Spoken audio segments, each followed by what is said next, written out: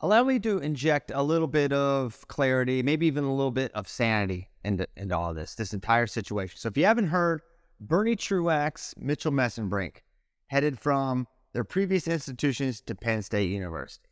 And in a vacuum, I understand why people look at this and they get nervous, they get concerned. Man, you've got these smaller programs, Cal Poly, California Baptist. They got these wrestlers, especially with Bernie, 3-time All-American, and then it just looks like Penn State just up and plucks these guys, right? And I can understand why, at a surface level, that's the assumption of what's going on here. But I think there's a forgotten reality for what's happening here, but also the patterns that we see with wrestling, with wrestlers, with wrestling dads and families all throughout the country. And that's it. There is a very, very pure pursuit that gets a lot of people into this sport. And that pursuit is not for money. It's not for just going to some great school or some institution. It's a little more pure than that, right? And if you look around, and before we get into Bernie and to Mitchell, let's just go back a little bit. You know about these youth wrestlers. They're moving all around the country. They go to New York, and then they move to Oklahoma, and they travel around the country, and they travel year-round for wrestling, just to get a little bit better at wrestling. And then in high school, they'll go to the Blairs and the Wyoming seminaries, and they'll move from this part of the country to that part of the country, this coach, that club.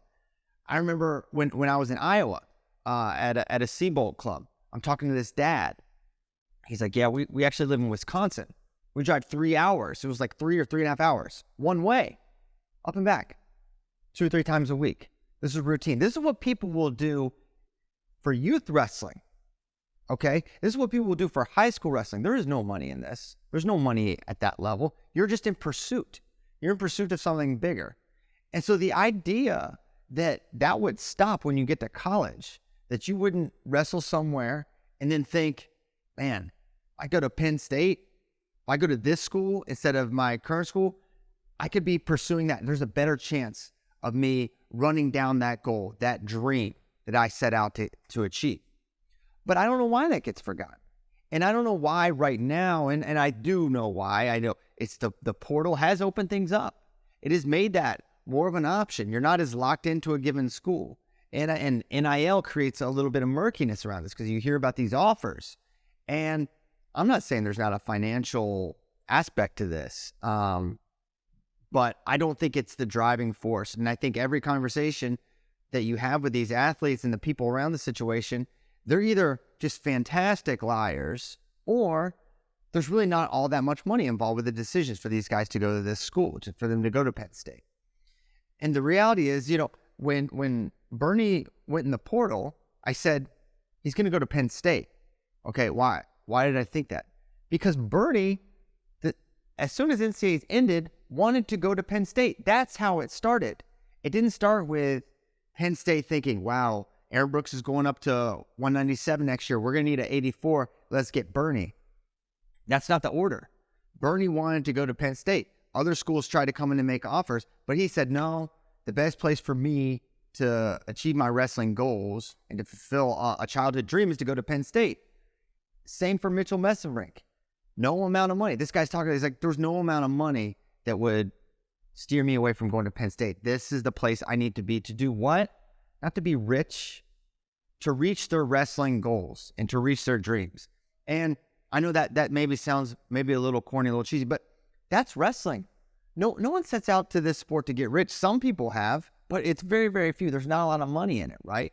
It's a very pure pursuit. And I think that's totally been lost in this dynamic, that people would move this school, that school, that school, this school, all through high school, but they wouldn't do it in college, and they wouldn't do it at the place that is so proven to help you reach your wrestling dreams, that you've got an Olympic champion, multiple world champion, Kyle Snyder, saying, I did win the Olympics at Ohio State, I did win Worlds, I did win 3 NCAA, but I think for me to hit my next level, I got to go here. Those are not my words. That's what Kyle Snyder did. Same for Thomas Gilman, left the best lightweight factory in America, Iowa, and said, probably to jump levels, this is what he thinks, not me. It's not propaganda. These are his words and what he did. Thomas Gilman said, I think I need to go to Penn State. Kyle Dake drew the same conclusion. I probably need to be here to do this, right? His opinion. Their conclusions, not mine. I'm just telling you what has happened, okay? You look back, and this is not new. This is not a new thing to have happened, where guys in college go to the power program to pursue their dream. Tom Ryan is famously walked on at Iowa. He was a scholarship athlete at Syracuse. He just showed up at Carver Hawkeye and was sitting there, and Dan Gable says, "Who are you?"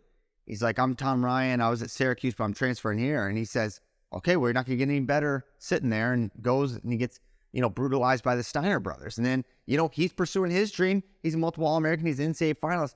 That's what Tom Ryan did, decades ago. And so the idea that wouldn't happen now, that just doesn't make any sense. So while people may not like that Penn State is attracting these things, and I think it's a lot easier if you're not a Penn State fan to attribute a little bit of malice, maybe there's some nefarious dealings going on. And I'm ignorant to all the inner workings there. But I know what all these wrestlers are telling you. And I know, remember when Gabe Dean, on the record said, "Hey, yeah, we were looking around. Cornell didn't have 2 seasons in a row, or they had the 1 season canceled. We weren't sure. I called Penn State." That's how it works, right? Obviously, Cale Sanderson is an extremely aggressive recruiter. Obviously, he is always trying to improve his team. But I think you're kidding yourselves a little bit if you don't think about the other side of that coin.